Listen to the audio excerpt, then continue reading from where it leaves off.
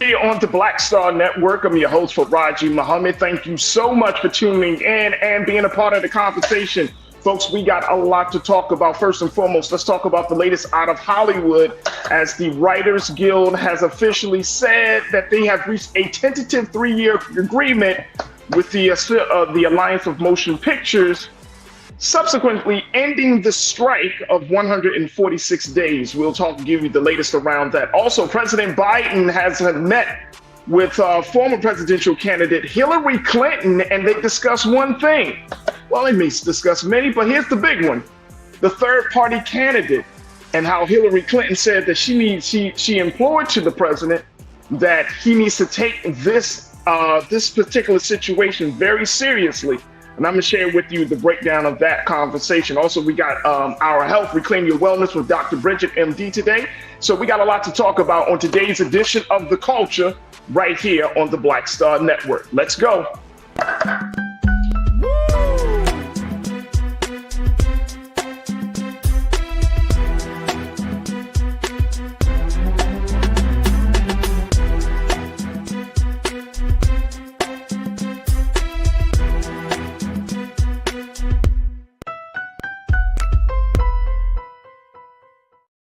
All right, folks, happy Monday. Welcome to The Culture here on the Black Star Network. I'm your host for Raji Muhammad. Thank you so much for tuning in and being a part of the conversation.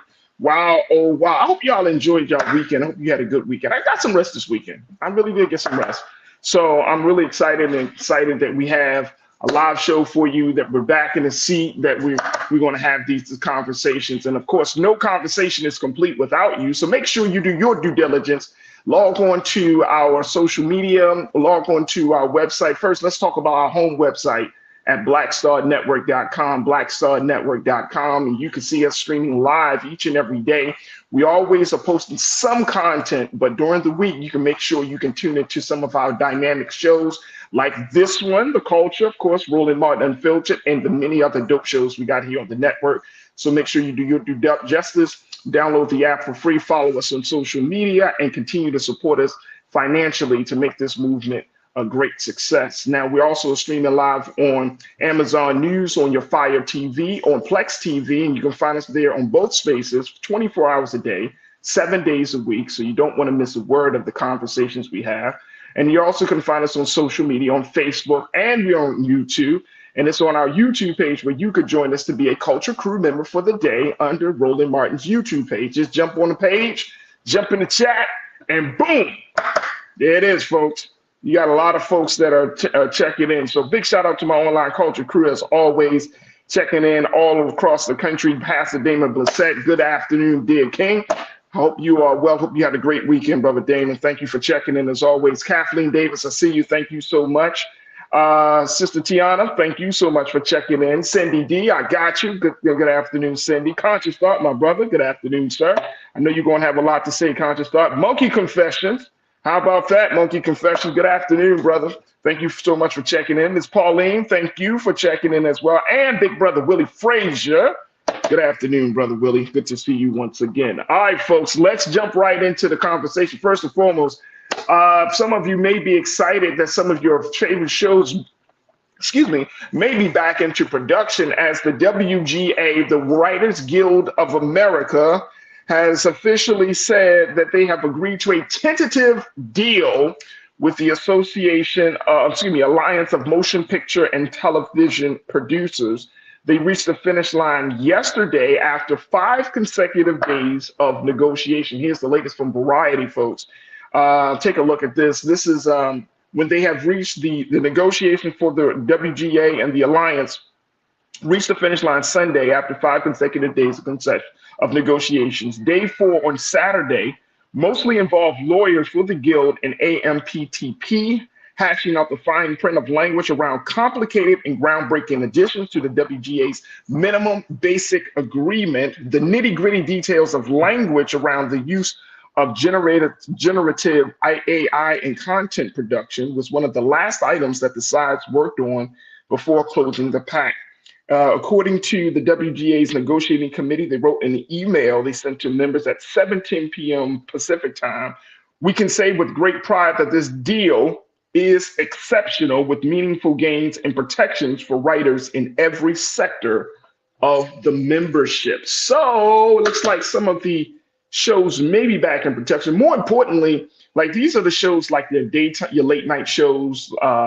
There might be some of the daytime shows as well. Those are the writers because a lot of those hosts, they can write their own jokes, but it's a lot of work. So those writers will be coming back to that. Now, the big question that everyone is asking is, what about the actors? What about the SAG-AFTRA situation that have the contract? Well, people are feeling a little bit more optimistic that if a deal can be set with the WGA, that something can be done with the actors. We will have to see. We don't know how things are going to move forward, but the actors and the Writers Guild, some of their goals are very, very similar. So some folks are saying, yep, it may be happening within the next couple of days, but this is a big, big start after a 146-day strike. The last time they strike, it was about 100 days. So this is a little bit longer than the previous strike, but this is a much more, as the WGA said, this is a much more meaningful gain. They feel like this is a big win for the writers and the industry. So we will keep our eyes on the SAG-AFTRA strike. But more importantly, we know that a lot of Black writers, and we've talked about this before, a lot of Black writers are in those rooms, are in those spaces trying to create some level of equity, trying to make sure that our content gets out here. This is why this type of situation is very important, because a lot of the discussions that we have culturally are about representation, are about imagery, are about storytelling. These are the things that these are the spaces where it matters. Now, it's fine to have a person, you have a Black actress or a Black actor who at least is leading the show, who might be hosting the show, who might be the lead of a movie, but it's really behind the scenes. That's the part that is I think the core of the matter. It's behind the scenes. How are our stories being told, right? And I remember I've been having conversations with a lot of writers around in the city and whatnot, and especially Black ones. And they're always saying that a lot of our favorite shows, y'all remember, a lot of our favorite shows, whether it's your classic shows, when you're talking about shows where they'll past 20, 25, 30, 40 years, some of us still look at the shows like the Jeffersons and these were written by white writers. And so there has to be a change. And we talked about this, but there has to be a change. So we're talking about not just that representation in front of the camera. You got to have those writers behind the camera. You got to make sure those stories are being told in a way that is going to fit with where we are culturally, a way that's going to uplift who we are, that's going to empower us, especially for the next generation that is watching these shows. And so I know that it's important for me as a parent and as a dad that I'm making sure I'm exposing my children to shows that show them in a good light. Little girls, little Black girls doing fantastic things, little Black boys doing fantastic things. They have to be shown in a great light. So writers are especially important for this dynamic. So I'm excited to see that this tentative deal has been reached. Again, it's a 3-year deal. More details are going to be emerging over the next couple of days as they hash out the final language. But I'm glad to see that there's some movement on this, because I was missing some of my shows now. I was missing them, but it's a beautiful thing to see this happening. And so I appreciate this happening, and we will definitely look forward to how the actors are going to respond. Folks, we got to take a quick pause. When we come forward, let's talk a little bit about President Biden, how he had a meeting with former presidential candidate, former Secretary of State, Miss Hillary Clinton. And there were some very real concerns about a third-party candidate coming in to, as they said about the meeting, siphoning votes from President Biden, which may tip the scale for former President Donald Trump. Let's talk a little bit about this, talk about this worry, and where does this put us politically as Black America? Where does this put our interests? Folks, we're just getting started here on The Culture, so stick around for that conversation up next here on The Culture on the Black Star Network.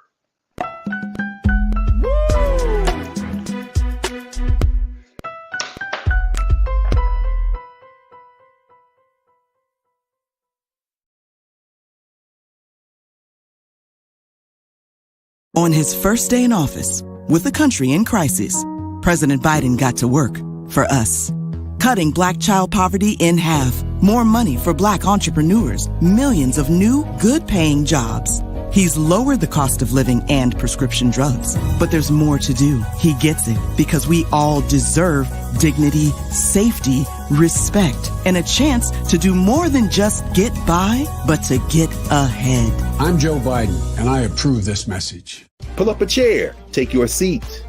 The Black Tape with me, Dr. Greg Carr, here on the Black Star Network. Every week, we'll take a deeper dive into the world we're living in. Join the conversation only on the Black Star Network.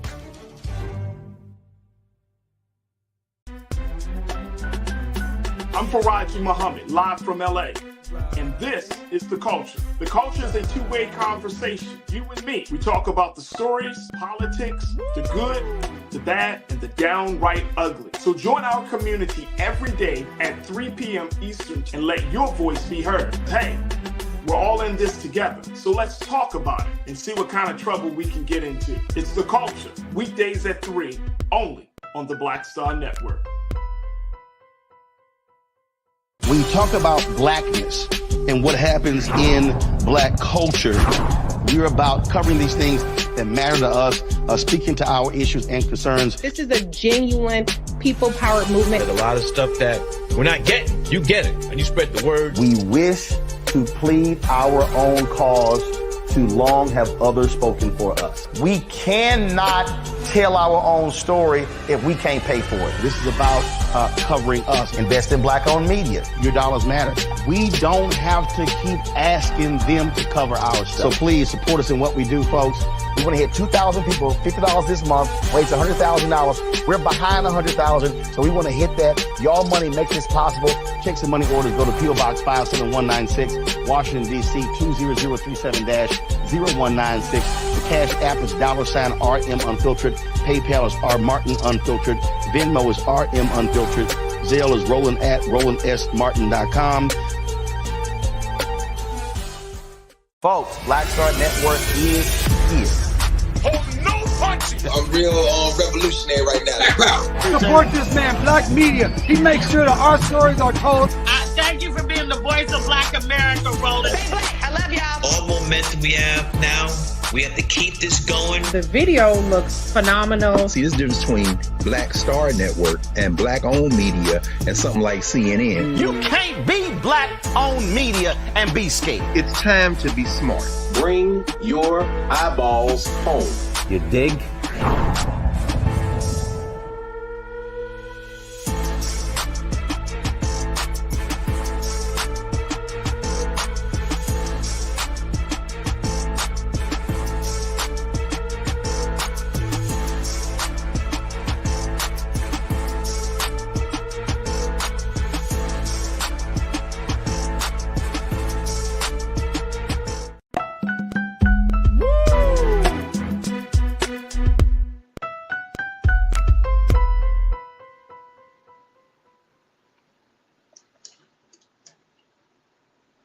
All right, folks, welcome back to The Culture here on the Black Star Network. I'm your host, Faraji Muhammad. Thank you so much for tuning in and being a part of the conversation.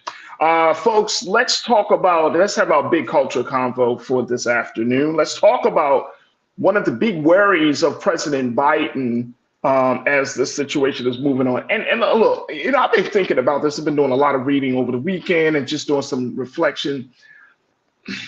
All right, can I just keep it 100 with y'all for the crew? I just want to keep it 100 with y'all, man. Like, okay. So we're in this place, right? We're about 400 days or so away from the national election, and it just doesn't sit well, I think, for me personally. But I don't think it should sit well that in a place where we have this idea of quote unquote democracy, let's just throw this out here. This idea of let me just give you a basic, simple premise of what I'm thinking democracy is as we have this conversation. For the people, by the people, right? That whole idea, for the people and by the people, that is really rooted in this idea of choice. That's what the whole process of voting is all about. That's what this whole process of being able to determine which representative speaks to your interests. It's all about choice. It's about, we have all of these diverse interests in this country. You have all of these different groups of people in the country. We're all like in this, living in the same places. We should have choice. Okay, so that's the premise. So I've been thinking a lot about this because I read an article, and it just escapes me as to where this article is from, but they were talking about why, I think it was the New York Times or the Atlantic, but the premise of the article is that why aren't there any major Democratic challengers to Joe Biden? I'm thinking about that. And then on Wednesday, there's a second GOP debate. Okay, so we're not talking about that today, but just kind of thinking about all of these things happening around the same time. So when I came across this piece about, there is a great internal worry from the Biden camp and even folks that are in President Biden's orbit. Former Secretary of State and presidential candidate Hillary Clinton. He met with Hillary Clinton, a couple of days ago, and they had a conversation, and she really expressed to him, told him to seriously think about how his campaign is going to handle any third party candidate. Because why? She thought, when you look at her presidential run, that was part of this process, like the Bernie Sanders situation with her and Bernie Sanders, or just the idea of that another candidate can come into the picture and essentially peel off not a lot of votes. You don't need a lot of votes to tip the scale in this case, right? But you could just peel off some votes. And this is the concern that President Biden and his camp and folks around him are feeling internally. But going back to my political science thinking, I'm like, if we're already told that that these are the two candidates, right? As crazy as it sounds, like a little bit over a year away from the election, and we're not really given a choice. And this doesn't sit well with me. It just doesn't sit well with me. I don't know, crew, if this sits well with you, but we're not given a choice to be able to determine, hey, let me think of other folks outside of the box. And the Democrats and the Republicans, they're not offering, and I'm just saying both parties, right? They're not offering the candidates that we're going to see. And it just doesn't feel like what we all have been claiming and talking about as a progressive, evolving Democratic space that we should be in. So this is a concern. Like, we should not automatically assume that President Biden, former President Donald Trump, okay, they're going to be the front runners. These guys are going to be the nominees. And we haven't, so what's the point of going through this process? Now, here's and y'all talk to me on this, folks, because I'm really personally trying to process all of this. So here's the situation with this whole Biden thing. They're worried. They are worried. Take a look at this. This is coming from NBC News. Take a look. This is based on a new national NBC poll.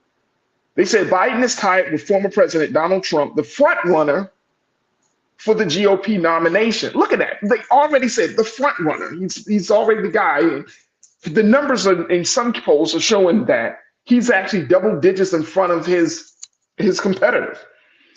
He's a front runner at 46% in a head-to-head matchup. They're both at 46%. But when the third-party options are included, Trump leads Biden 39 to 36%. Whether it's the academic Cornel West, a yet-to-be-named standard-bearer for the group No Labels, that's the group of Republicans and Democrats, or nominees of the more established Green and Libertarian parties, the third-party hopefuls have become the chief internal worry in Biden's world, according to more than a half dozen people who are in regular contact with the White House. Biden met with Hillary Clinton, who had to contend with third-party candidates as the Democratic nominee in 2016, in a private pull-aside at the White House when she visited this month, said two people briefed on their interaction. Clinton pressed Biden to take the third-party threat seriously and come up with a way to compensate for it, one of the sources said.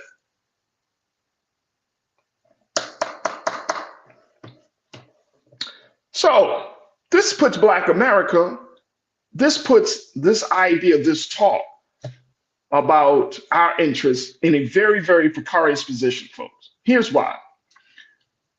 We know that traditionally, historically, and I'm saying this over the past 50 years at least, Black folks have voted more Democrat than Republican. We already know that, right? But then now you're putting this out, and this is not the fault of NBC News, not at all. But you're and I'm saying as the Democratic Party, it's this concern, but you're worried about a third party candidate when they should be looking at, well, what are your third party, what are the policies that could potentially force some party members to look at a third candidate? Y'all with me on this? If the policies of the Democratic Party speaks to the interest of Black America, speaks to the interest of progressive America, whoever makes up progressive America, if the parties of the Democratic Party, if the policies of the party speaks to those issues, you wouldn't have those issues. You wouldn't be like worried. But you're worried that somebody else can come into the mix. And if you're worried about somebody else is coming into the mix, then maybe something is not happening in your situation where you start to really, really see that there needs to be a change. If Cornel West appeals to Black people in this country, he appeals to white liberals in his country, what is he saying? What is he proposing that has gotten the attention of those particular voters at this time that you might be losing? See, and I'm saying this to the Democratic Party. Like, what are we saying? And let me just get your thoughts on this, group members, because I'm seeing this, and other people are seeing this, and obviously the president, his people are seeing this. But for us, where does that put us? Where does that put our interest? So does that mean that it's and y'all tell me if I'm thinking about this wrong? It feels like, oh, we're kind of getting pushed into a wall, back into a corner rather, because it's like, oh, you don't want Trump, but nobody else has a better chance to quote unquote beat Trump like Biden does. And then at the end of the day, it's like, do we really get what we want out of the situation? All right, let me go to you a couple of questions, a couple of thoughts that y'all have to say. Janelle, you checked in. Janelle Fields, good to see you, sis. Good to connect with you. You said we really have to have deeper discussions on how conservatives are funding the move toward autocracy and austerity. Project 2025 is being marketed to the GOP and the no labels possible Joe Manchin. Okay.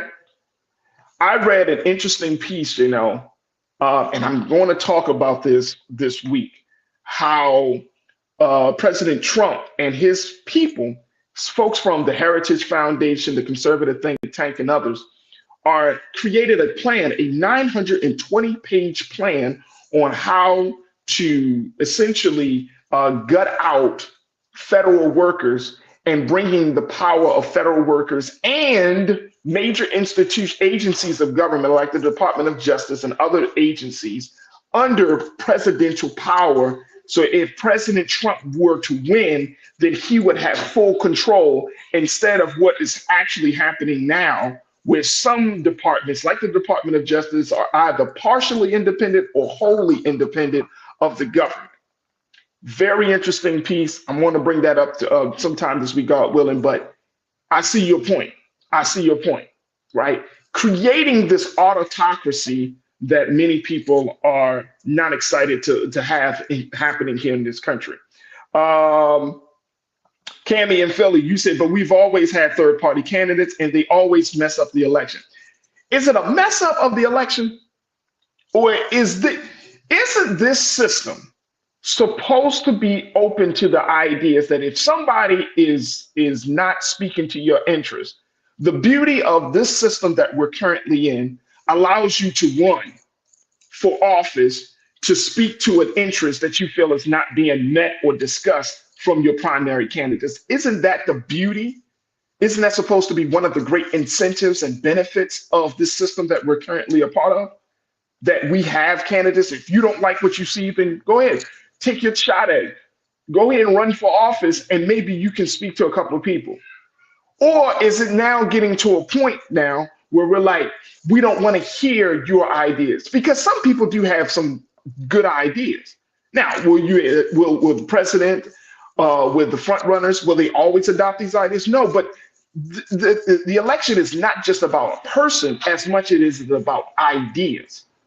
And if we're not seeing an influx or flow of new ideas coming in, then essentially our system can be seen as dead or stale or not as effective because the ideas aren't being channeled in. So I want us to think about that. Look, I got to take a quick pause. When we come forward, more conversation about this as we talk about President Biden's worry about a third-party candidate and how his team and his world is saying, he got to take this thing seriously. So what will he do? And where does this put us as Black Americans if we want to talk about political power, if we want to talk about really having a candidate to speak to our issues? Where does that put us? Folks, let's continue the conversation on the other side. It's The Culture here on the Black Star Network.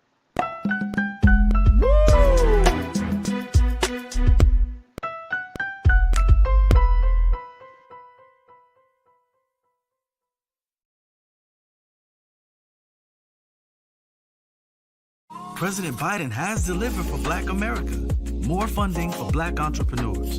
Millions of new good-paying jobs. He's lowering the cost of medications and the cost of living. Joe Biden is delivering for us, and that's the facts. Pull up a chair, take your seat. The Black Tape with me, Dr. Greg Carr, here on the Black Star Network.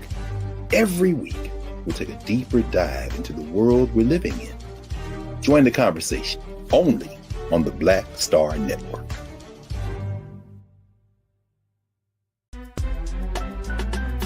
I'm Faraji Muhammad, live from LA.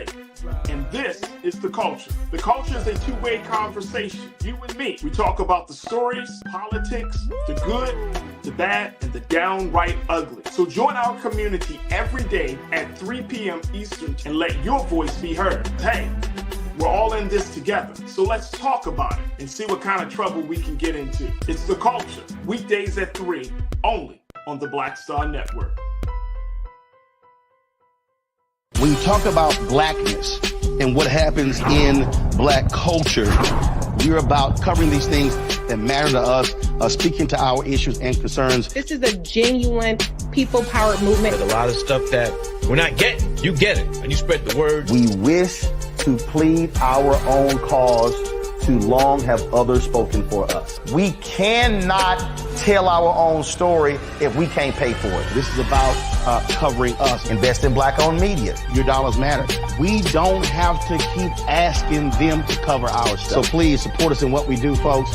We want to hit 2,000 people, $50 this month, raise $100,000. We're behind 100,000, so we want to hit that. Y'all money makes this possible. Checks and money orders go to P.O. Box 57196, Washington, D.C. 20037-0196. The Cash App is $RM Unfiltered. PayPal is R Martin Unfiltered. Venmo is RM Unfiltered. Zelle is Roland at RolandSMartin.com. Folks, Black Star Network is here. Oh, no punches! I'm real revolutionary right now. Support this man, Black Media. He makes sure that our stories are told. Thank you for being the voice of Black America, Roland. Stay black. I love y'all. All momentum we have now, we have to keep this going. The video looks phenomenal. See, this difference between Black Star Network and Black-owned media and something like CNN. You can't be Black-owned media and be scared. It's time to be smart. Bring your eyeballs home. You dig?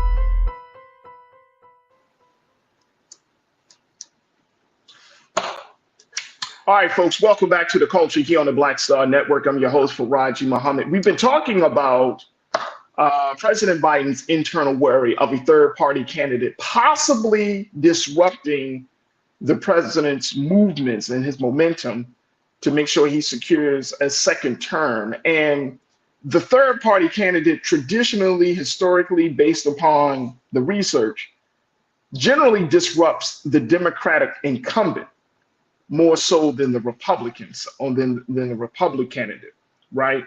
So if you, in this case, a third-party candidate would leave the Democratic Party to start to support a third-party candidate. Now, one big major third-party candidate is Dr. Cornel West. I brought this up before. And I think a lot of us were in agreement that you should have certain voices, at least on the stage, if there is going to be a Democratic debate. The second debate for the Republicans is on Wednesday. I'm waiting for this first debate for the Democratic candidates, but there aren't any candidates right now. There aren't any candidates. We talked, Gavin Newsom said he's supporting Biden, so he's not running for president. Governor Gretchen Whitmer from Michigan.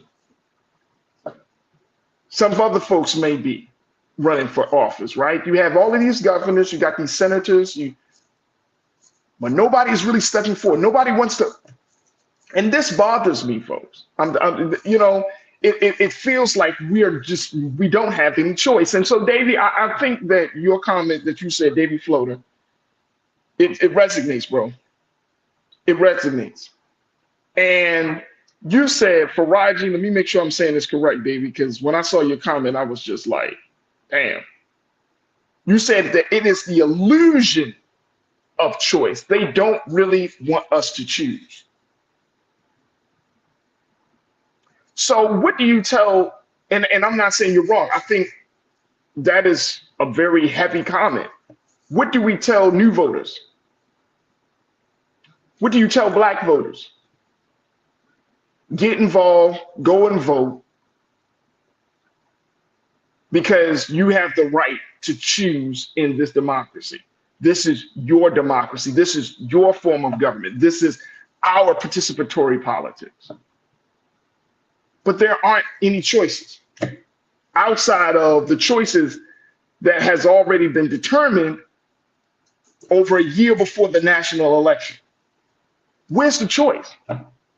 So to your point, Davey, it's an illusion. Is this an illusion? And I'm just bringing up questions, folks, just something for us to think about here. Because is this way of which we're moving forward, is this healthy? Is this empowering for the American people? That we feel like we're just going back to Biden Trump part 2. It sounds like a boxing match. You know what I'm saying? Like Mayweather Pacquiao or something. Holyfield and Tyson. Like, is this where our political engagement has been diminished to, right? Brother Damien, you said enough of the older white men. But this is the choice. This is the choice. Now, some people might be upset with me and say, well, Farai, you trying to, we got a serious situation with Trump, blah, blah, blah. And it's like, I hear all of that. I hear of that. But what about the quote unquote, the integrity of the very system that we say that we should all believe in? The integrity comes down to choice. The integrity comes down to showing, making sure that certain candidates speaks to the varying interests of the American people. So what about that? Or is it just about an election? Are we just thinking about 2024 and not thinking about 2028, 2032? Are we not thinking down the road? Because here's my concern. My concern, folks, is that if we get into the space of doing what's politically convenient instead of doing what is politically sustainable, then we're going to find ourselves in a trick bag. And if nobody needs to be put more in the trick bag, Black America doesn't need to be no more trick bags, folks. We need to, and here's my thinking. Y'all can agree with me or not on this, y'all. Black America needs choices. We need some choices. Because it's like something just has to give. Something has to give. For younger voters, voters who have already, and for any one of us who have voted in local elections, national elections, whatever the case may be, you cannot tell me that you feel inspired to go to the polls right now. You can't tell me that. You're telling me that after all this time, all of this that we have gone through, and I'm saying as Black folks, as this country has gone through, that come 2024, you run into the polls. And what's the motivation for you to run to the polls? Say, oh, well, I don't want Trump in office. Okay. I don't want this to happen. I don't want that to happen. Okay, tell me what you're for and not what you're against. Be clear about that. Pauline, you said Faraji. Yes, we do, Faraji. We do need choices. And I mean, just for the sustainability of this system of things, right, that we're talking about. That's what I'm talking about. It's not just because I want to see Biden lose. I want to see this person win and all of that stuff. I'm talking about looking ahead, looking ahead. If democracy is in crisis, democracy is in peril, as so many people are saying. That's what was discussed at the CBC meeting convention last week. That's what the president has been put out. That's what even Trump is talking about in his recent interview, that this is not democracy. If everybody's talking about the state of democracy, then why are we moving forward in such a way that shows that we're going to be less concerned about the state of democracy and more concerned about the personalities, because the personalities should not override the system. I mean, y'all tell me if I'm thinking crazy on this, y'all. But should the personalities be bigger than the system? Because, okay, fine, you put your candidate in office in 2024, but if the system is falling apart, come 2026, when you have those congressional, some of the midterm elections and all of that, then what? What happens then? How do you keep an American, an electorate engaged in this idea of a democratic process if people don't feel like they have any choices, or if they feel like they're being pushed back in a corner, and now they, instead of thinking through the situation from a space of empowerment, now you're forcing a lot of the American people to think through the situation from a space of fear, and fear will restrict your will to think, to learn, to take risks, right? But isn't those things, these are the elements that make up the democratic system?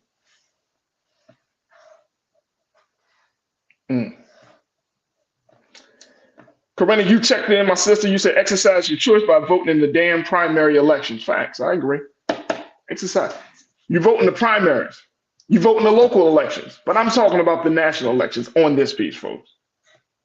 Don't stop voting locally. You probably get more choices locally in statewide elections than you will on this national election. I'm pretty sure of that. So vote in those elections. But for this national election, I think we should have some conversation. For Shalinda, you said, Faraji, looking at what the Republicans have said they will do when they get into power motivates the hell out of me. I hear you. I hear you. Cindy, you said, I don't know if I'm inspired, but I will vote because too many Black people fought for this right, and Republicans are trying way too hard to take our vote away. More of us need to go vote. We have to. Not saying that we shouldn't, Cindy. Not saying that we shouldn't. All I'm saying is our people fought and died for not just for us to cast a ballot, but they always believed that our ballot would lead to political power. That's what our people fought and died for. And the political power based on the confines and boundaries of this system. That's what I think our people fought for. It's not just about, oh, let me just pull the lever. Let me just cast a ballot for a person. No, it's talking about political power.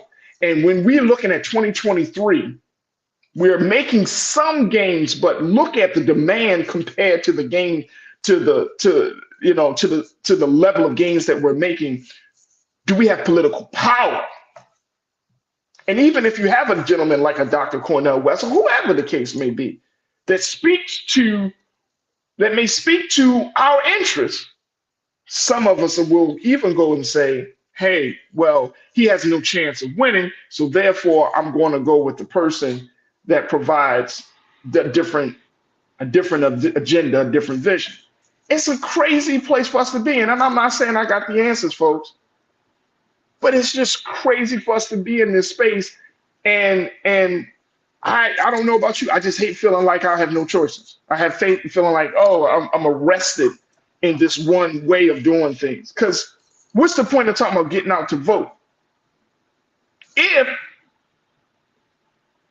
you give some people some excitement, Biden Trump part 2, will that excite the people? Guess what? According to the polls, no, they don't. Democrats and Republicans aren't excited right now. Tiana, you said I vote on policies, not personality. This ain't no beauty contest. Well, you might be one of the few, Tiana, because people vote on both. They like personality. And if something happened with Trump, right? Say over the next couple of months, if he gets locked up, whatever, anything could happen, right? And we're locked in. Come on now, talk to me now. Come on.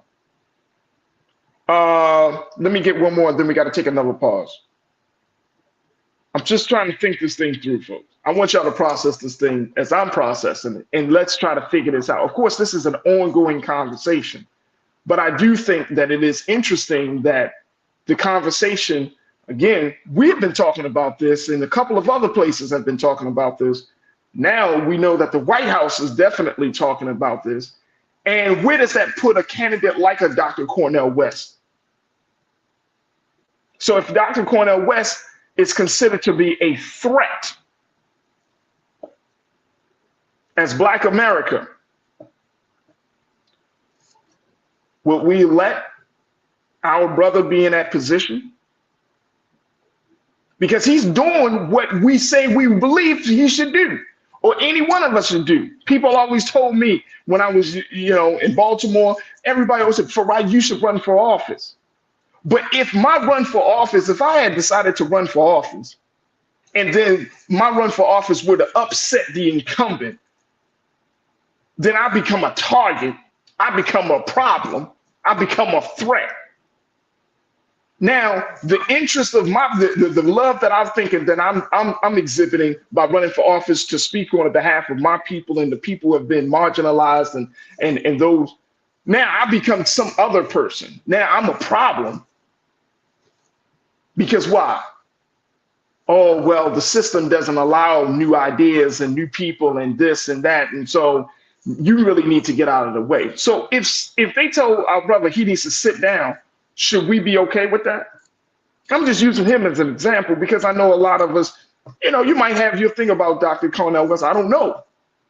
But I think we can all agree that this brother's brilliant, that he brings things to the table. He brings some great questions, some great ideas to the table. But if we're supposed to Democratic Party, and I'm just throwing this out there, but if he's seen as a threat because he could possibly siphon some votes off, how do we respond to that? See what I'm saying? See the slippery slope that this thing can go is no longer becoming a man who believes in something and he's using his God-given talent and ability to run for office because that's what this system will allow. Now you become a problem. It becomes a problem. So I want us to think about this. I got to take a quick pause, but I want us to think about this because there's so much into this and we still got time. It's a hard, uncomfortable conversation. You know what I'm saying? It's a hard, uncomfortable conversation that we got to have. But we got to have it. And if we can't have it on Black media, then when are we going to have it? We got to take a quick pause. We're going to put that aside. We're going to take a break, regroup, and we're going to switch gears and talk a little bit about our health and wellness. Stay with us. It's The Culture here on the Black Star Network.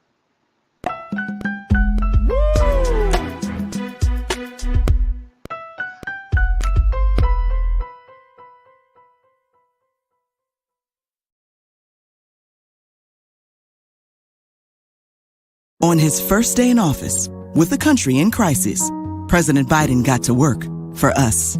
Cutting Black child poverty in half, more money for Black entrepreneurs, millions of new, good-paying jobs. He's lowered the cost of living and prescription drugs. But there's more to do. He gets it because we all deserve dignity, safety, respect, and a chance to do more than just get by, but to get ahead. I'm Joe Biden, and I approve this message. When you talk about blackness and what happens in Black culture, we're about covering these things that matter to us, speaking to our issues and concerns. This is a genuine people-powered movement. There's a lot of stuff that we're not getting. You get it, and you spread the word. We wish to plead our own cause.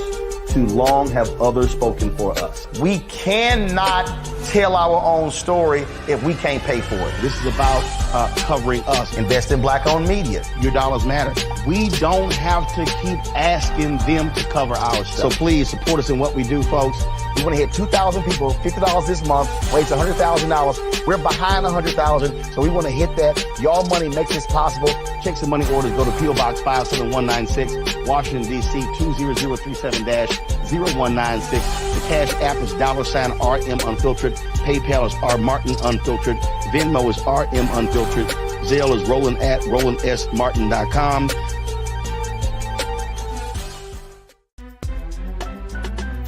I'm Faraji Muhammad, live from LA. And this is The Culture. The Culture is a two-way conversation. You and me. We talk about the stories, politics, the good, the bad, and the downright ugly. So join our community every day at 3 p.m. Eastern and let your voice be heard. Hey, we're all in this together. So let's talk about it and see what kind of trouble we can get into. It's The Culture. Weekdays at 3, only on the Black Star Network. Folks, Black Star Network is here. Oh, no punches! I'm real revolutionary right now. Support this man, Black Media. He makes sure that our stories are told. Thank you for being the voice of Black America, Roland. Stay black. I love y'all. All momentum we have now, we have to keep this going. The video looks phenomenal. See, this difference between Black Star Network and Black-owned media and something like CNN. You can't be Black-owned media and be scared. It's time to be smart. Bring your eyeballs home. You dig?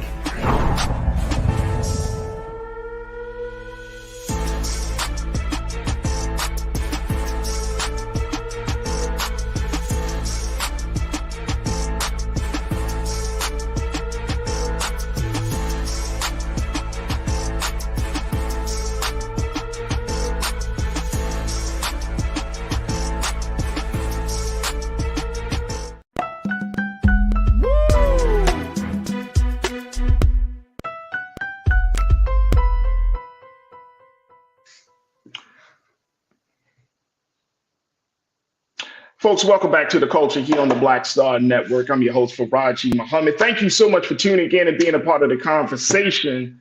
We're going to jump to my sister, to our doctor, Dr. Bridget, MD, in a quick moment. But I do want to just bring this part up because, Corinna, I think you posted a very important point, and I want to address that. You said, Corinna, Faraji, the weak and easily influenced that are not politically astute will misinterpret this conversation.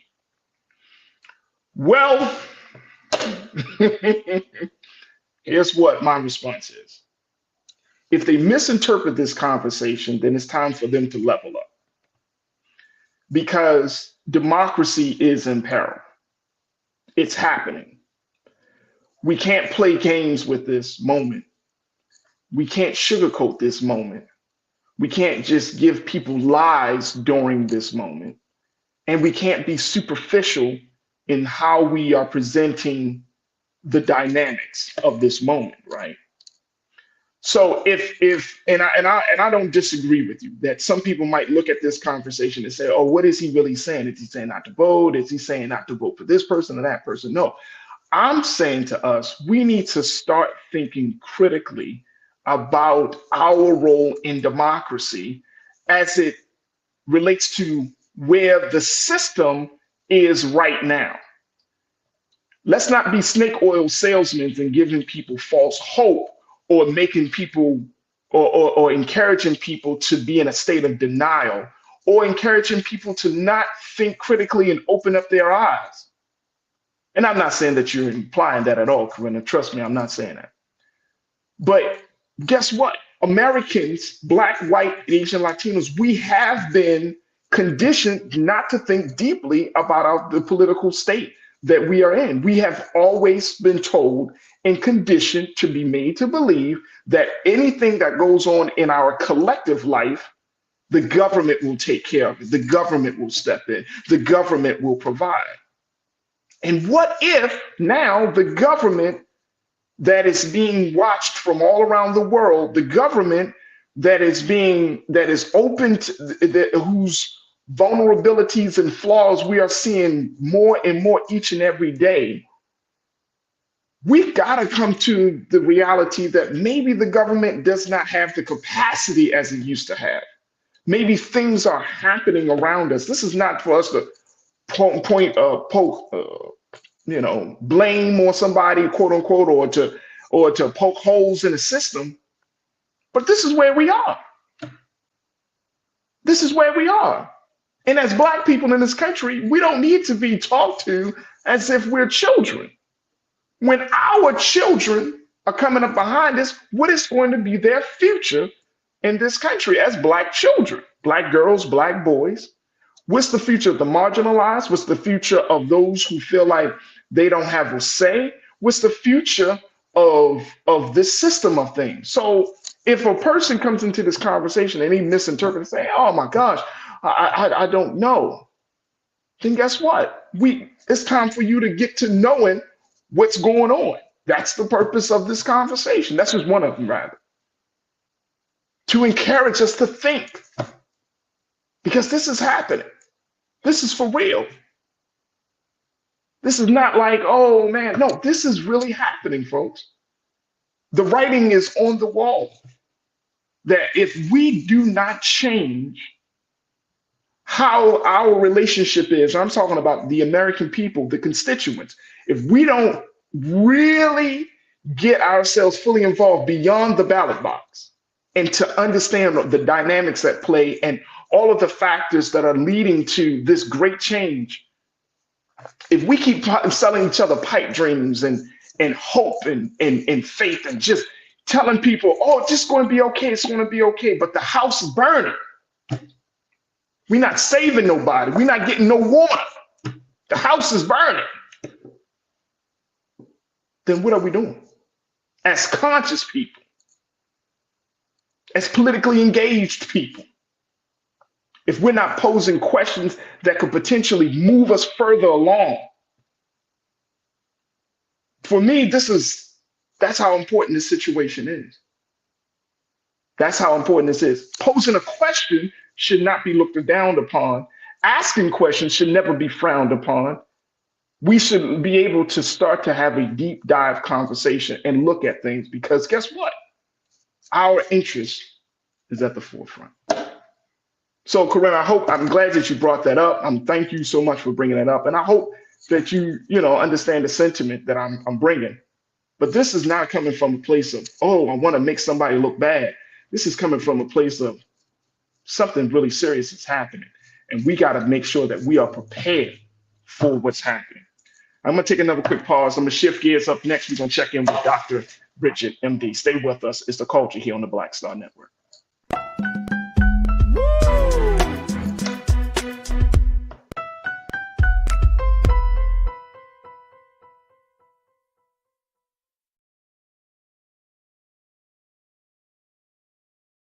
President Biden has delivered for Black America. More funding for Black entrepreneurs.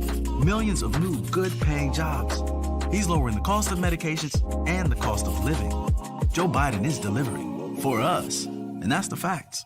When you talk about Blackness and what happens in Black culture, we're about covering these things that matter to us, speaking to our issues and concerns. This is a genuine people-powered movement. There's a lot of stuff that we're not getting. You get it, and you spread the word. We wish to plead our own cause too long have others spoken for us. We cannot tell our own story if we can't pay for it. This is about covering us. Invest in black-owned media. Your dollars matter. We don't have to keep asking them to cover our stuff. So please support us in what we do, folks. We want to hit 2,000 people, $50 this month, raise $100,000. We're behind 100,000, so we want to hit that. Y'all money makes this possible. Check some money orders. Go to P.O. Box 57196, Washington, D.C. 20037-0196. The Cash App is $RM Unfiltered. PayPal is R Martin Unfiltered. Venmo is RM Unfiltered. Zelle is Roland at RolandSMartin.com.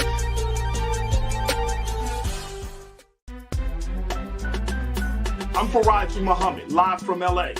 And this is The Culture. The Culture is a two-way conversation. You and me. We talk about the stories, politics, the good, the bad, and the downright ugly. So join our community every day at 3 p.m. Eastern and let your voice be heard. Hey, we're all in this together. So let's talk about it and see what kind of trouble we can get into. It's The Culture. Weekdays at 3, only on the Black Star Network. Folks, Black Star Network is here.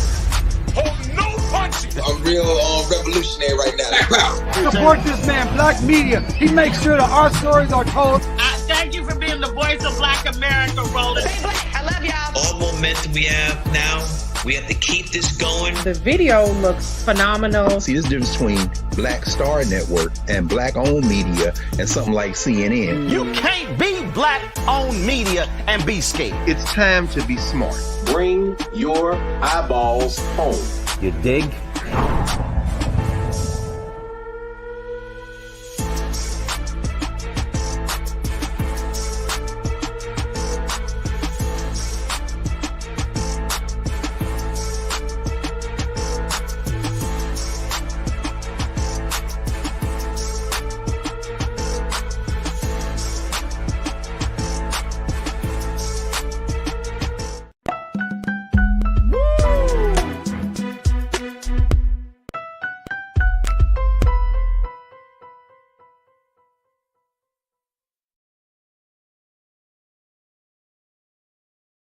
Let's now switch gears.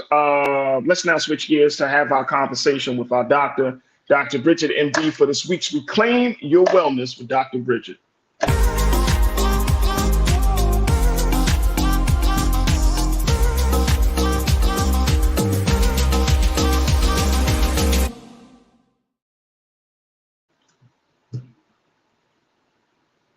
Doc, firstly, why do you look like that?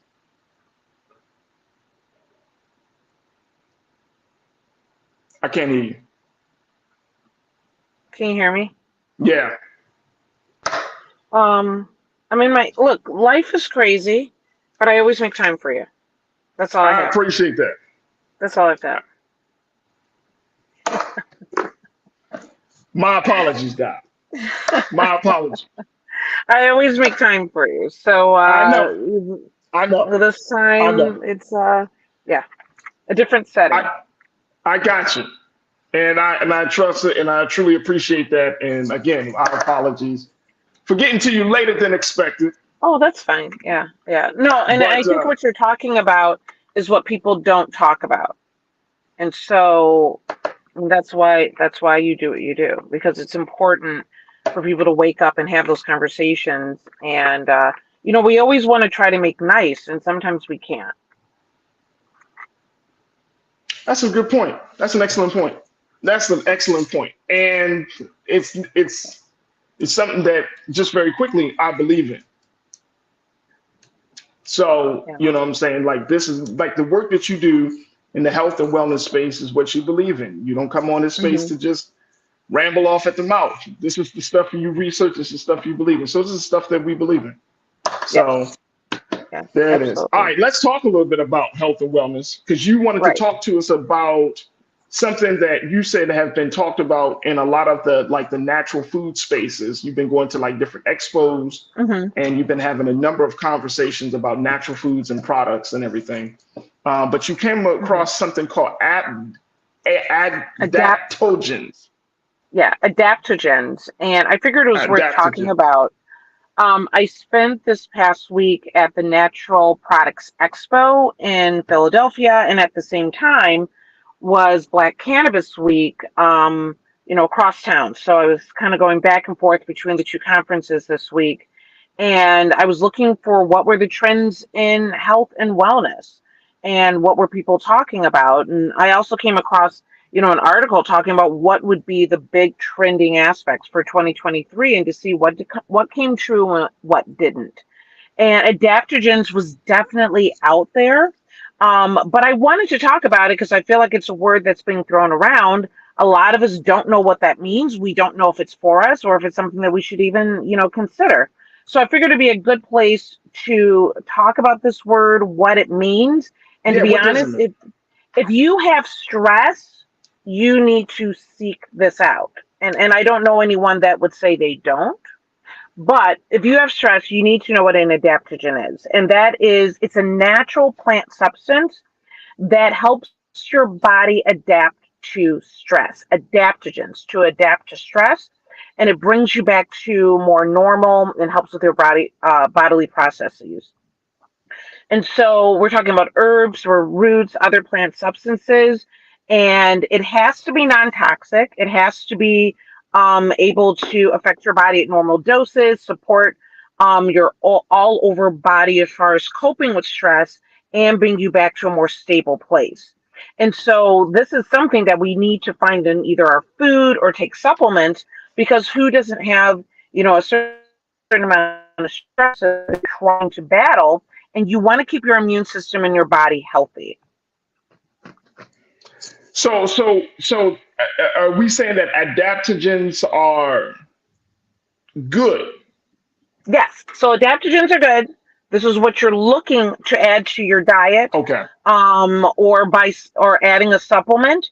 And so basically what happens is that whenever you have a physical or mental stressor, your body goes into the alarm phase, right? Where we've heard, the fight or flight, your blood pressure goes up, you're stressed, your body is trying to fight off this incredible stressor that you're experiencing.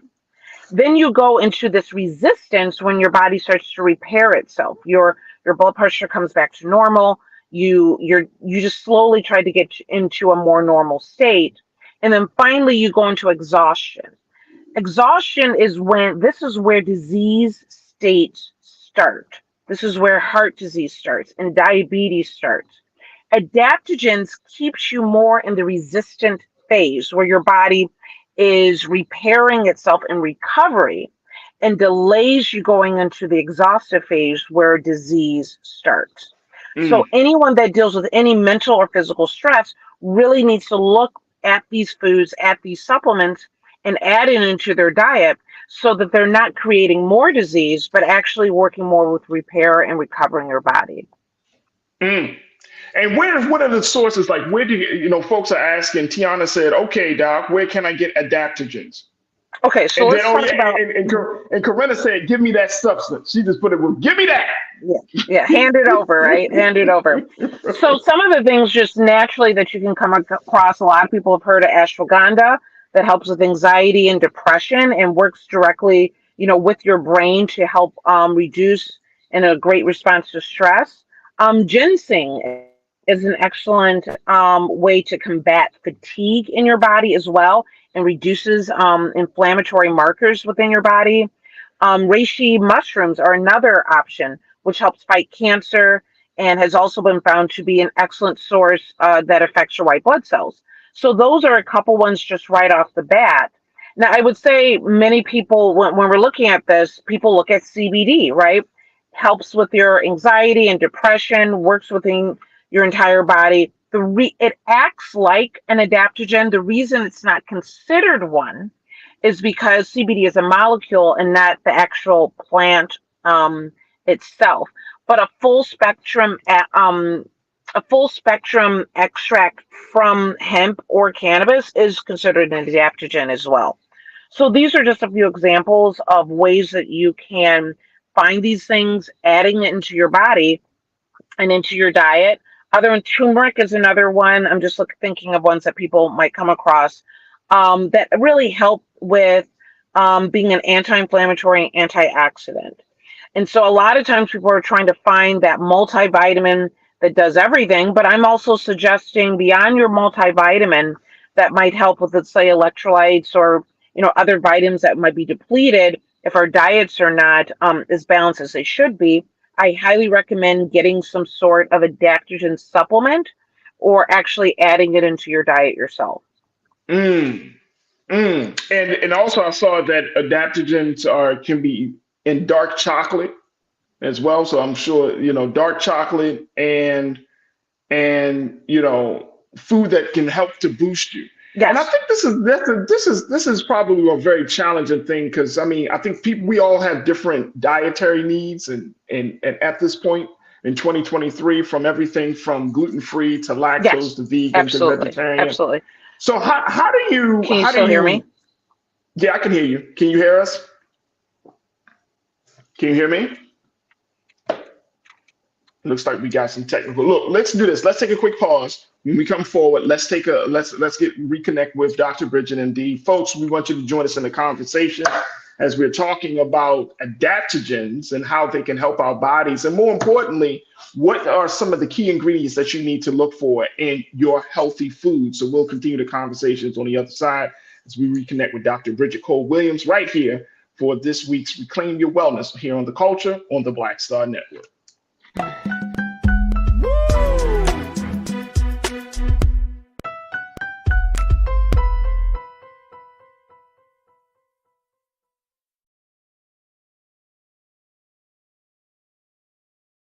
President Biden has delivered for Black America. More funding for Black entrepreneurs. Millions of new good-paying jobs. He's lowering the cost of medications and the cost of living. Joe Biden is delivering for us, and that's the facts. Folks, Black Star Network is it. Oh, no punches! I'm real revolutionary right now.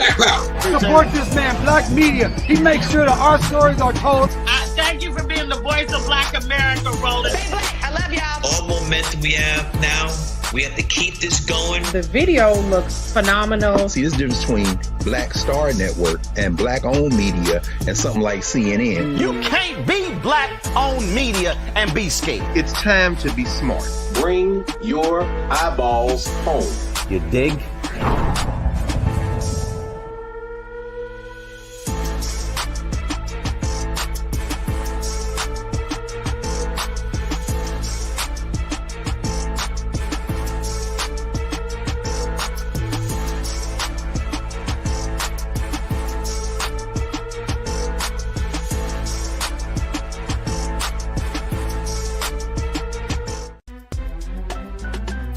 I'm Faraji Muhammad, live from LA.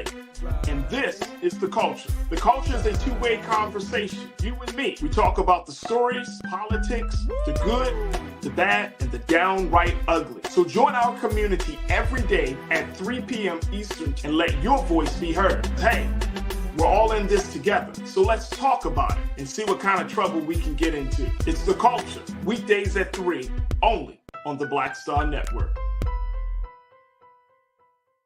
When you talk about blackness and what happens in Black culture, we're about covering these things that matter to us, speaking to our issues and concerns. This is a genuine people-powered movement. There's a lot of stuff that we're not getting. You get it, and you spread the word. We wish to plead our own cause.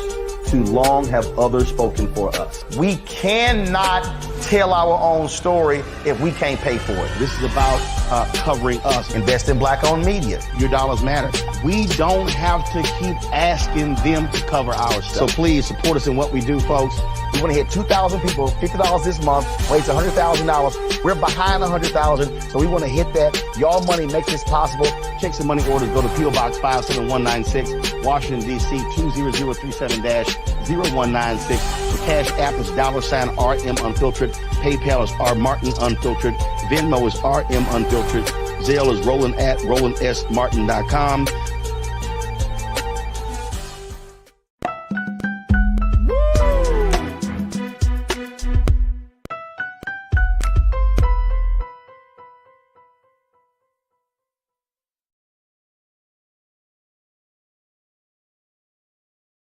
Network. Welcome back to The Culture here on the Black Star Network. I'm your host, Faraji Muhammad. We've been checking in with Dr. Bridget Cole-Williams, MD, family physician, cannabis expert, author, to talk to us about adaptogens. This is a key ingredient that you find in a lot of healthy foods, and how Dr. Bridget was just kind of breaking it down like we need these adaptogens in our life and that we should be more cognizant of it. I want to reconnect with my sister. Doc, we got you now?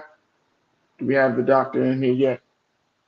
Okay, she's not on here. Folks, I want to get your thoughts on this as well as we talk about some of those key ingredients that you will look for in your foods. And especially, I know that some of you, lactose intolerant, gluten-free, vegan, like I have like a hybrid diet, right? I have a hybrid diet. So there's some things that I've learned when I was a vegan, some things I learned when I was a vegetarian, some things I've learned as a meat eater.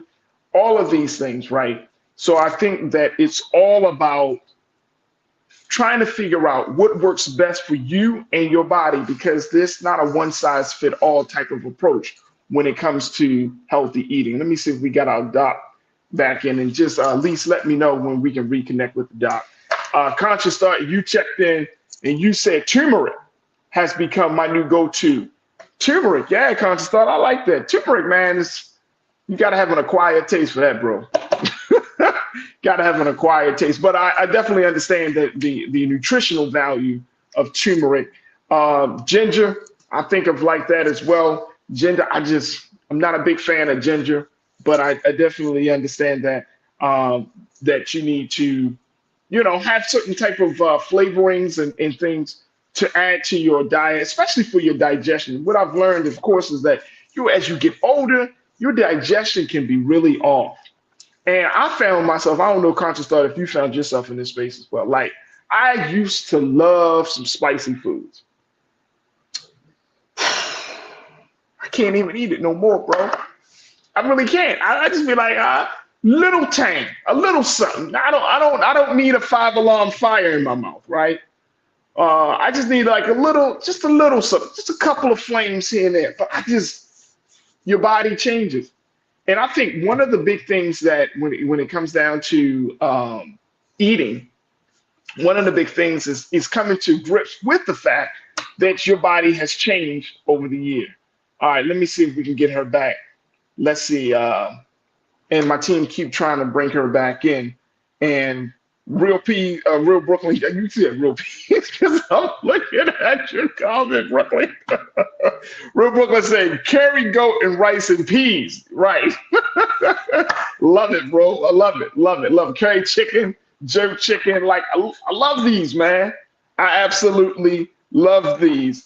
And this is certainly something that I think is important, because some of us grew up in those households. Like, I had a best friend, she lived like two doors down from us. Her whole family was Jamaican. Opened my eyes up to Jamaican and Caribbean food.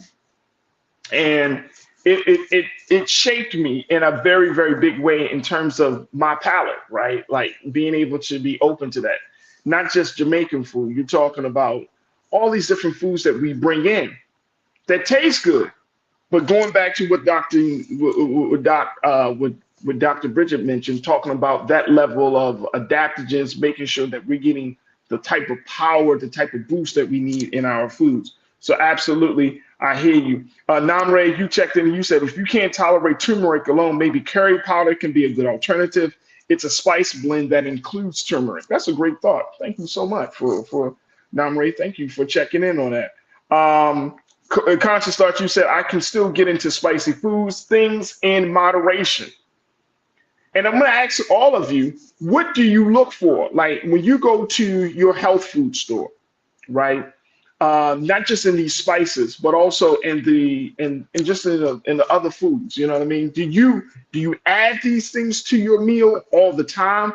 Do you not to add these things to your meal? If you heard the doc say, talking about adaptogens, how we can have the power to add some of these things to ourselves. So it sounds like a lot of us are very conscious about what we're putting in. All right, let me just see here. Let me see here. Who else we got here?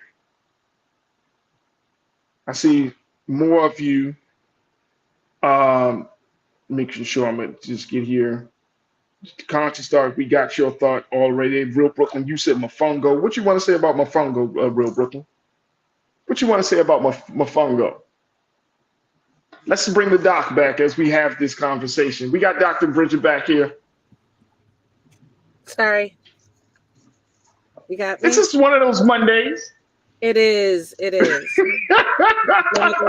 Hey, look, Doc. So people were checking in and saying like turmeric, curry powder. I talked to folks that I was just making a point that so many of us, like I have a hybrid diet from based upon what I learned when I was a vegan to vegetarianism to as a meat eater. Like I'm creating all of these things. As we look at this thing of adaptogens, and I'm glad that you brought it up, but are you finding that more people are eating much more in the hybrid style, or are people still kind of trying to reach the traditional, the vegetarian or meat eater, or like what's the attitude around people's diets now to include adaptogens into our diets? So I would say that number one, Black women in particular, but Black families are the largest growing population of vegans in America right now. Okay. But what I'm finding is that the definitions of, vegan and vegetarian and pescatarian and, all these different types of diets, people are starting to resist being boxed in. That they do what they do. They're eating healthy. Don't put a label on me. If I decide to eat whatever today is the holiday, I'll eat this, but I spend most of my time in a very healthy space. And because people will often like criticize people, oh, you're not a real one. Oh, people, if you're about your health, the definition and the label should not define you. So I think people are being more open to, I want to do my best to live this way, but I'm also not going to let other people decide if I'm successful or not. So what would you recommend? We're gonna in a couple of moments, we want to take another pause, but I want to get to, I'm glad you brought that up because people are often like, and here in LA, people are very gym fanatical, health conscious, right? And I know that it's so easy for us to be influenced by someone else's view, interpretation in their diet, right? As a family physician, what do you recommend? What do you tell your patients in terms of how to choose a diet that fits them? Because I've grown into a space where I'm like, you know what, your body is different from mine. I think I'm gonna have a better understanding of what I need and what I don't need. You know what I'm saying? Instead of allowing the peer pressure of, oh, you say you're this type of eater. I don't see it. You know what I'm saying? So what do you recommend? So first of all, I would say, what do you enjoy? Because if I recommend a diet to you and you hate vegetables, I don't like the idea of it, but if you hate, maybe that's not for you. Overall, if you're just talking about in general, what's the healthiest diet? We always say Mediterranean is your best option, right? But and what's that for those who don't know that? So based out of a Mediterranean diet, there's a little bit more of a balance on the vegetable side. The oils that they use are more of the olive oil. It ends up being more heart healthy. And you see it in Lebanese cuisine and, Middle Eastern cuisine quite a bit. But it ends up being more heart healthy because we're not using the heavy butters and oils that you see more in the American diet. It's very grain focused as well. And so that you're getting these really whole, healthy grains as opposed to processed grains. So, so Mediterranean overall. And if the idea of excluding any aspect of your diet doesn't work for you, Mediterranean is probably the best way to go. But if you enjoy certain things, or if certain things bother you, or if you feel sick after certain meals, what are you eating that makes you feel sick? And let's start there. To say, oh, everyone should be, vegetarian or, vegans can be a little militant. So y'all, it's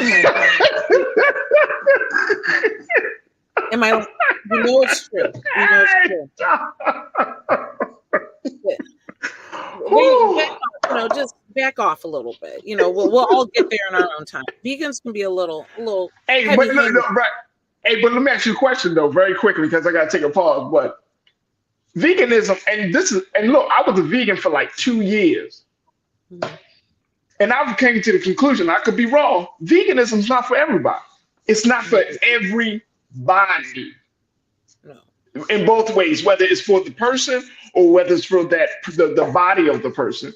Veganism is not for everybody. But I think that it tends to be one of the beliefs that, like, oh, my way of eating, my diet is better for everybody.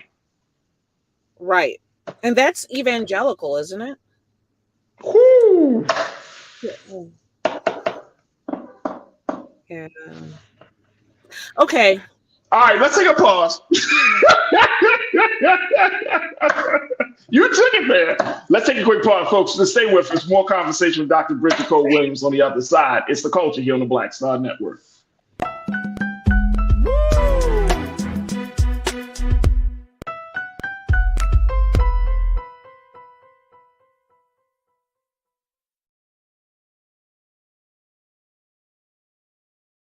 On his first day in office, with the country in crisis, President Biden got to work for us. Cutting Black child poverty in half, more money for Black entrepreneurs, millions of new, good-paying jobs. He's lowered the cost of living and prescription drugs. But there's more to do. He gets it because we all deserve dignity, safety, respect, and a chance to do more than just get by, but to get ahead. I'm Joe Biden, and I approve this message. Folks, Black Star Network is here. Hold no punches. I'm real revolutionary right now. Support this man, Black Media. He makes sure that our stories are told. Thank you for being the voice of Black America, Roland. Stay black. I love y'all. All momentum we have now, we have to keep this going. The video looks phenomenal. See, there's a difference between Black Star Network and Black-owned media and something like CNN. You can't be Black-owned media and be scared. It's time to be smart. Bring your eyeballs home. You dig?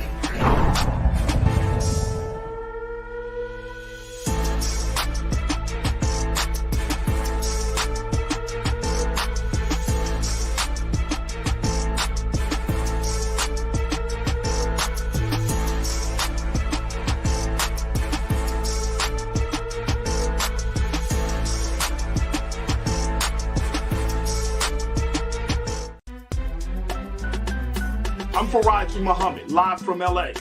And this is The Culture. The Culture is a two-way conversation. You and me. We talk about the stories, politics, the good, the bad, and the downright ugly. So join our community every day at 3 p.m. Eastern and let your voice be heard. Hey, we're all in this together. So let's talk about it and see what kind of trouble we can get into. It's The Culture. Weekdays at 3, only on the Black Star Network.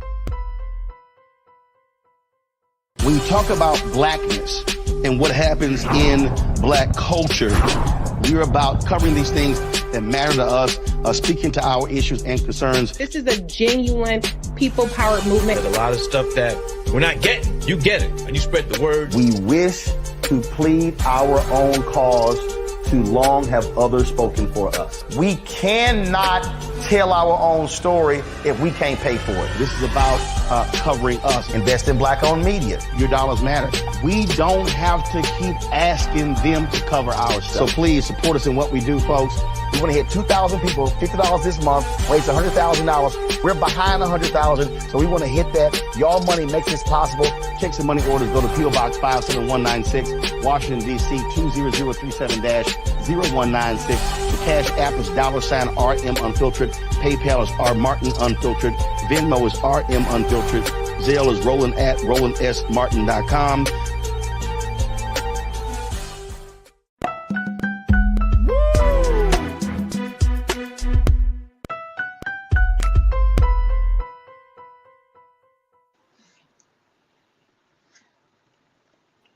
All right, folks, welcome back to the show. We've been checking in with Dr. Bridget Cole Williams for this week's Reclaim Your Wellness, talking about Doc, can you help me? Adaptogen. Adaptogen. All right. That's what it's called. And so we've been talking a little bit about adaptogens, and it's an opportunity for us to even have these conversations about natural foods. Very quickly, I know one of the things that we did talk about was the fact that you have these various diets, and you said vegans can be militant. So that's a hip hop quotable there, Doc. But talking about natural foods, when you go to these natural food expos, here's one of the big things that I've been kind of pushed back with the natural food industry. Is that it's become so trendy right now that a lot of these companies are just saying that they're natural, organic, whole foods, fresh from the ground, that type of stuff. But are they really that? Are these natural foods that we're consuming, that we're thinking is all natural, is it really as healthy as they say they are? I think there's a hidden, an expo.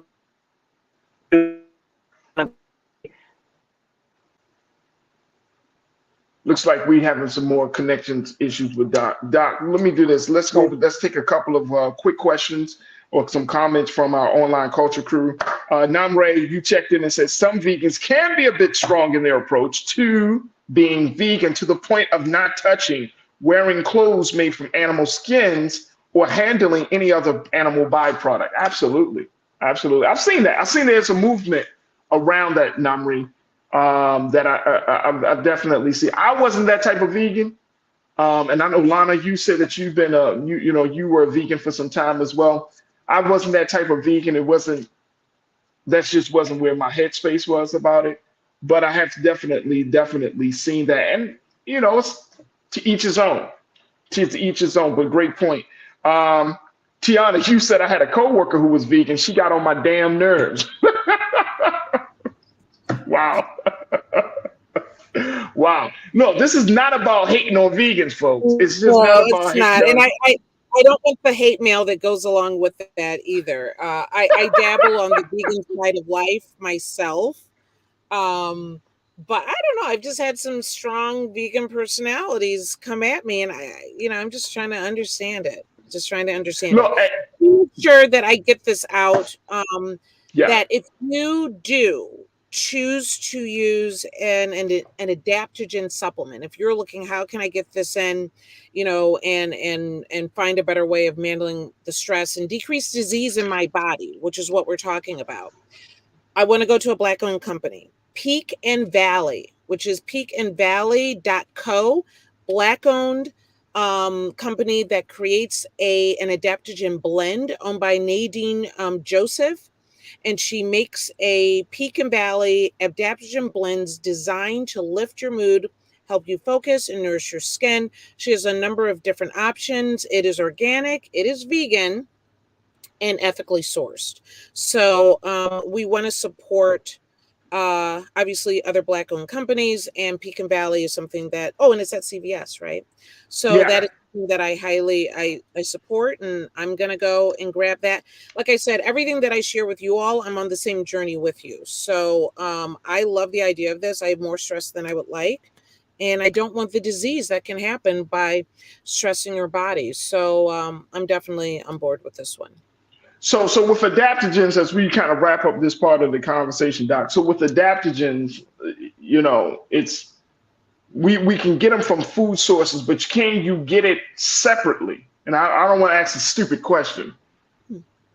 Separately, meaning like in nutritional supplements, or yeah. Okay, so yes, so I mean, you could individually, you can add turmeric, or have the dark chocolate, or buy mushrooms by themselves, but you can also buy ashwagandha as a supplement by itself, or what have you. So I try to find what's the easiest way of doing it, particularly when you're dealing with people that are on the run and are trying to have the healthiest diet. Sometimes day to day, you don't get all of these things in. So, that's where the supplement industry comes from. Get it into your diet when you're not able to make those foods yourselves. Absolutely. I will definitely add a list of foods onto my Instagram, and I will also add this Pecan Valley. I'm interested in it. I'm going to try it, and we can follow up and see what we think. I mean, that'd be awesome. And you're saying this is a all black supplement company that's putting this out there. Pecan Valley is available at CVS. Take a look at this, folks. And no one paid me. Just doing the right and no thing. one pays you. I get it. I appreciate. I mean, thank you for that transparency, Doc. I love it.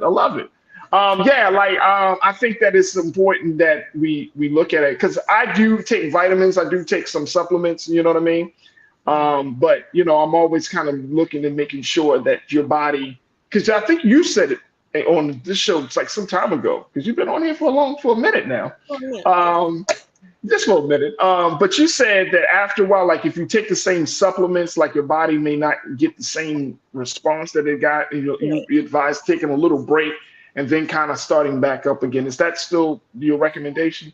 Well, the fact of the matter is, for the most part, your body takes in what it needs, and when it doesn't need, you're either peeing it out, or in some cases, if you're doing a high dose, you're storing it in fat. And so you want to make sure that you're getting some of this, I would like to think, from a healthy diet. The supplements, the vitamins, what have you, should be filling in the gap. And so if you're taking tons of vitamin C and you're also getting that vitamin C in your diet, you're just peeing it out all the time. So you do to sometimes maybe change up your regimen, like not necessarily stop entirely, but change to a different brand or a different combination, maybe. To see if I'm taking this type of vitamin this time, let's use this for a while and fill in those gaps and then come back to it at a later time. But definitely, if you're on the run and you know that you're not having the most balanced meals, vitamins are a good idea. And these supplements. Absolutely. So, Dr. you say you're going to put this a list out for us on your Instagram. Are you going to have an after chat to talk a little bit more about this today? I am. So we'll do the after. By that time, I will be in one location. That will be. I apologize for today. But we'll at 5:30 we can go on Instagram Live. We can continue this. We can get into some of the other brands as foods. I will apologize to the vegans at that time, and also we do half of the time, doing an after chat. And we also started based on after 9/11, the other half hour now is we call healthy relationships only. And we talk a little bit more about all sorts of different relationships that we experience, and to ensure that sometimes we don't know even what that looks like. And so great conversation, and we'll continue that as well. Absolutely. Dr. Bridget Cole-Williams, MD, family physician, expert in cannabis space, author, entrepreneur. Folks, y'all make sure y'all check her out after the show today, 5:30 p.m. Eastern Standard Time for her after chat to talk more about adaptogens and some of the other key ingredients we need to include in our diet for healthy and sustained living. Always exciting to have my sister on here to talk to us each and every week, as she travels around the country. She's in a lot of spaces, y'all. She's in a lot of spaces. She's always trying to figure out the best ways for us to live healthy. And so I truly appreciate you, Doc, for just being on the front lines of health and wellness and keeping us up to date on this stuff. Absolutely. Absolutely. Make sure y'all follow her on all social media platforms, Dr. Bridget MD. You can follow her on Instagram. Where you need more followers at? Instagram, Twitter? Where you most of your engagement at now? I do a lot on I hated Instagram for a while. Now that's where I spend a lot of my time. My Facebook as well, but Instagram is where I seem to be doing more interaction right now. So that's Dr. Bridget MD Instagram Live at 5:30 Eastern today. There it is right there. Appreciate you. Thank you so much, Doctor. And always thank you for being so good for the culture. All right, folks, that's going to do it for us, because we're just going to wrap it up. And big shout out to all of you for checking in today and being a part of the conversation, our online culture crew. Man, what a crazy show.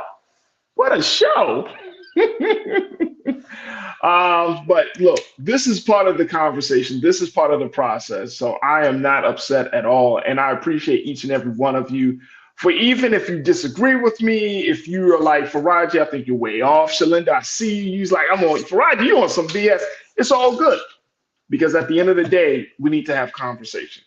And so I truly believe in having healthy, intellectual, thought-provoking conversations that's going to that could push the needle forward rather than for us to kind of just go along to get along. It's too much happening in this country and around the world for us to be in that space with each other. And so if it requires us to kind of have these uncomfortable conversations, so be it.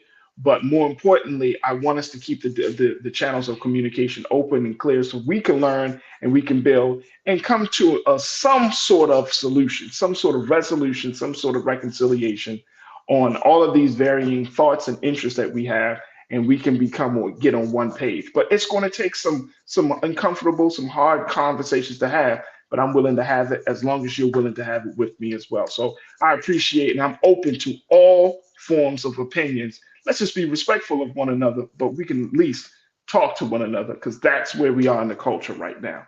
That's where we are. Make sure y'all folks, make sure y'all do y'all due diligence. Support us here at Black Star Network. If you have been enjoying the conversation today, go to our website at blackstarnetwork.com, blackstarnetwork.com. Also, make sure that you download the app for free. Follow us on social media. Your financial support is everything that we need to make this movement continue to happen. So again, your support is needed. We are streaming on Amazon News, on Fire TV, on Plex TV. You can find us in both of those spaces 24 hours a day, 7 days a week. So make sure that you tell your friends and family about it. We're also streaming on YouTube.